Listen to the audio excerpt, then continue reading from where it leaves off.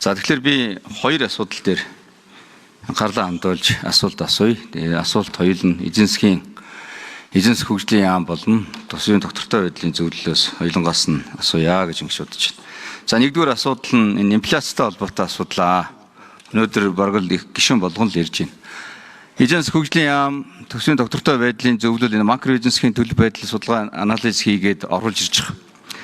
Тэгээ энэ оруулж ирж байгаа энэ макро эзэн засгийн үзүүлэлтүүдийн хамгийн чухал асуудал нь инфляц. Инфляц юунаас болж өсөд байна вэ гэж бензин шатхуун за тэгээд импортын барааны үн дотоодын эрчим хүч мах хүнсний бараа энэ тэрэг л одоо ингээд орон сууц зээлийн хүү гэдэг ингээд өндөр байгаа ингээд олон асуудлыг инфляцийн нөлөөлөлд авч үзэж болно. За инфляцийн цаана хамгийн гол нь ард иргэдийн асуудал амжиргаанд сөргөөр нөлөөлж байгаа энэ барааны үнийн өсөлт байна. Энийг чинь цаана иргэдийн хувьд энэ иргэдийн бодит орлого чинь буурч байна. За дээрээс нь бизнес эрхлэгч чинь энэ инфляц өндөр болсонтой холбоотой Монгол банкны зүгээс хатуу бодлого авч явуулж байгаа. Одоо олон улсын Монгол банкны мөнгөний бодлогын авах бодлого нь тэр хатуу бодлого аваа явуулчихж байгаа. Тэгэнгუут нь бизнесүүд нь идэвхжлгүй болоод банкнаас зээл гарах нь багасаад тэгээ чанаргүй зээлийн хэмжээ нэмэгдээд үйлдвэрлэл үйлчлэгээ явуулаад зарагдах, борлогдох асуудал чинь буураад эзэн засгийн бүхэлдээ ингээд идэвхжлгүй нийгэм нөхцөл байдал руу орж иж байгаа. Энэ дотроо хамгийн гол одоо энэ инфляц нөлөөлөд байгаа 30-40% нөлөөлөд байгаа энэ махны асуудал байгаа. Тэгээ мах дээр бол манайх бол бэлтгэн нийлүүлэлтийн өнөөдөр систем байхгүй. Энэ дээр эзэн засгийн хөгжлийн яам энэ төсвийн доктортой байдлын зөвлөл энэ инфляцийг доктортой байлгах үүднээс махны хувьд энэ логистикийг хангасан сум орон нутаг болгонд энэ стандартын бойтоо бэлтгэн нийлүүлдэг олон улсад байдаг энэ warehouse financing гэдэг ийм системийг нэвтрүүлэх талаар энэ ямар бодлого барьж байна гэдэг дээр нэгдүгээр асуулт асууя. Хоёрдугаарт нь зах зээлийг нэмэхтэй холбоотой асуудал бол эзэн засгийн хөгжлийн яамны одоо үндсэн гол ажлаа. Евразийн хэлцээрийг баталсан. Японы эзэн засгийн хэлцээрийн хажууд Евразийн хэлцээр маш сайн хэлцээр болсон. Гэхдээ энийг амьдруулахтай холбоотой дэд үтсийн асуудал чи алга байна шүү дээ. Баруун бүсд ялангуяа илүү идэвхтэй болно гэж үзэж байгаа. Евразтай хамгийн ойрхон бүс нутгийн баруун аймагуд өнөөдөр манай баруун аймаг бол бусад бүсүүдээс хамгийн бага болохтой, хамгийн их ядууралтай юм бүс. Тэгээ энийг яаж энэ зах зээлийг тэлэхтэй холбоотойгоор ямар арга хэмжээ авч явуулж байна. Баруун бүс рүү холбосон авто замын сүлжээ бас явахгүй байгаа нь одоо энэний цаад одоо энэ дагалдаж явах хэвээр бодлогууд нь дутагдж байна л гэж би хараад байна л. Узбекистан, Солонгостой бас энэ худалдааны гэрээ хийж байгаа юм байна. Тэгээ бид нэр энэ зах зээлээ нэмж явахгүй бол эзэн засгийнхаа энэ эрэлтийг нь бий болгож явахгүй бол монголчин эзэн засгийг солонгоруулна гэн бүсчилсэн хөгжлийн бодлого явуулна гэн зах зээл байхгүй болохоор эн чинь зүгээр л хоосон цаасан дээр үг болоо хоцорчод байна шүү дээ. Тэгэхээр зах зээлийг нэмэхтэй холбоотой ямар бодлогыг та нар оруулж ирж байгаа юм бэ? Оруулж ирж байгаа энэ тооцоо судалгаа чи ерөөсөө байгаа нэг нүүрсээс алт энэ дэрийг хідэн компаниудын одоо уулын ажлын төлөлгөө энэ дээр үндэслэл гаргаж ирсэн тоо мэдээ байгаад тах юм. Гэтэл Монгол улсад одоо уул уурхайн орн гэхэд 1800 ашиглалтын лиценз байгаа. Ашиглалтанд эргэлтэнд оруулж байгаа 250 лиценз байна шүү дээ. Үлдэж байгаа нь хаана байгаа? Хин нэг нь дараа цаас хэлбэрээр дараа зуучихсан байгаад байдаг. Гэтэл энэ гаргаж байгаа экспортын чи 95% ганцхан оронтой моно худалдаа өгчтэй. Тэгээ моно худалдаа өгчтэй болохоор яадгүй вэхээр зэрэг үн дээр бид нар нөлөөлөх боломж байдаггүй. Төр нь өөрөө зах зээлийн үнээр ингээд одоо бүтээгдэхүүн дээр нь татвар авъя гэхээр бид нар наад зах зээлийн үнээр чинь ерөөсөө инфляцлаар хоёр л бараа шатхуун мах хүнсний ногоо толботой нодлон төвийн бүсэд ургац алдсан ялангуяа төмөс 80% өссөн үндсүр дургуулуудын үн нэлээд өндөр гарч ирсэн. За энийг бол бидний дотоодоос хангах болцоод махан дээр ч гэсэн одоо 1-2 жил одоо бүгдээрээ дэсэл даваал гарна. Айл болох зохицуулт хийхгүй төрийн оролцохгүй байгаа зах зээлд нь энэ эрэлт нийлүүлэлт нийцүүлчихвэл нэг зохистой хэмжээндээ мах ногоо очичих болов гэж бодоод байна. За шатхуун дээр бол засгийн газар арга хэмжээ авч байгаа. Гэрээ хэлцээр доктортой хүнээ баталгаа ажиллуулах, нийтүүл таслалтыг хангахгүй байх, стратегийн нөөц бүрдүүлэх, сав суулга барих гэдэг ажлууд хийгдэж байна. За хөдөө аж ахуйн тэр мал аж ахуйг авч гарах гол юм бол энэ атрын 4 аяны хүрээнд бид нэг 200 мянган гадал баг эргэлтэнд оруулж тэжээлийн таримлыг нэмэгдүүлэх. Малаа тэжээдэг болох.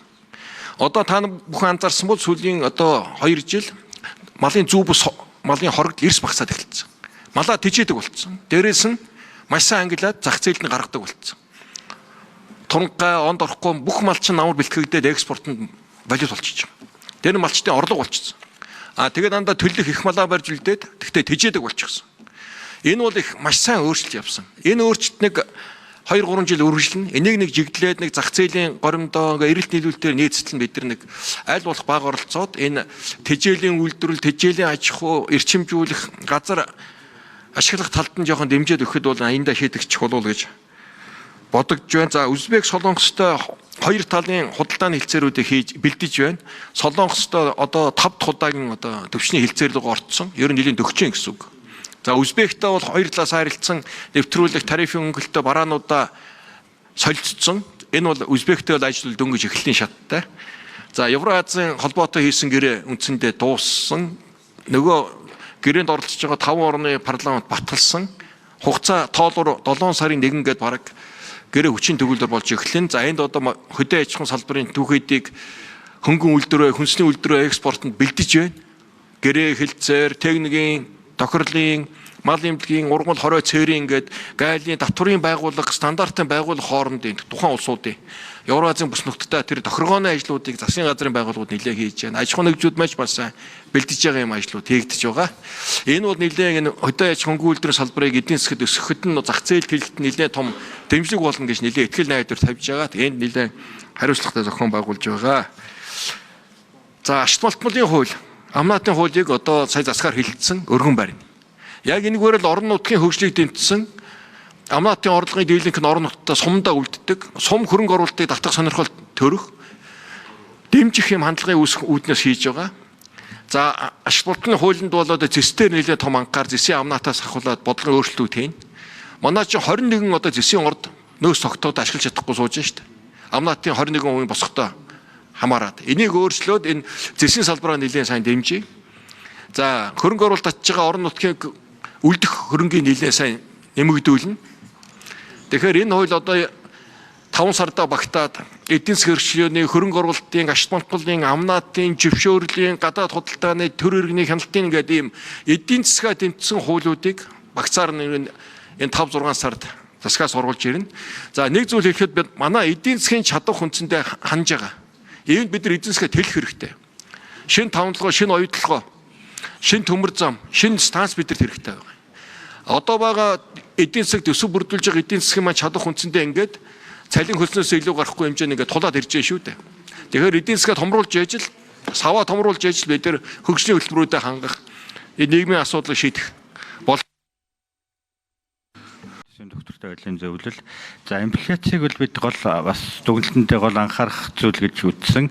2026 онд оны сүүлийн хагас 27 онд инфляцийн өндөр түвшин хадгалагдах юм нөлөөлөлттэй байна. Сүүлийн за бидний өгч байгаа гол зөвлөмжүүд сүүлийн жилүүдэд инфляц болон төсвийн зарлагын хоорондын хамаарал бол маш өндөр байна. Дээрээс нь урсгал зардлын дундаж хувь хэмжээ өндөр явсан инфляцид нөлөөтэй байна гэж үзэж байгаа. Тийм учраас манай зүгээс өгч байгаа гол зөвлөмж бол энэ төсвийн зарлагын дотоодын нийт бүтээгдэхүүнд эзлэх хувийг бууруулж байгаа энийг тодорхой хэмжээний үр ашигтай түвшинд аваачих 30-аас доош доктортой хадгалах манай зөвлөлийн тоосч байгаа 27% руу аваачих нь зүйтэй. Дээрээс нь түрүү жилээс эхэлж бариад байгаа урсгал зардлын хэмжээ 24% гэдэг ийм төвшингээ хадгалах ёстой. Дараагийн нэг зүйл нь бол мөчлөг сөрсөн бодлогоо бид нар үргэлжлүүлэн хэрэгжүүлэх ёстой юм. Учир нь өнөөдөр яг мөчлөг сөрсөн бодлого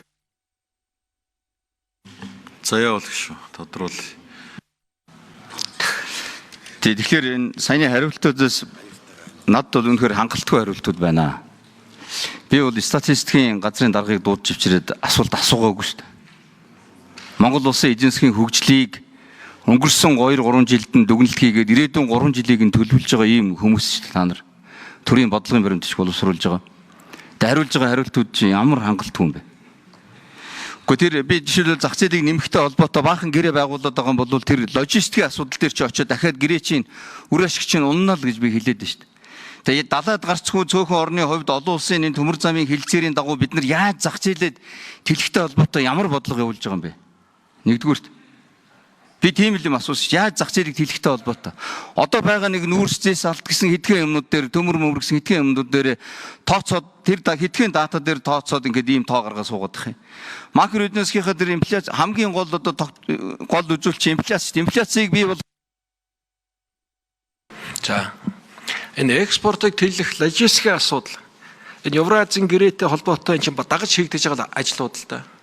Та сая махны логистик ярьлаа.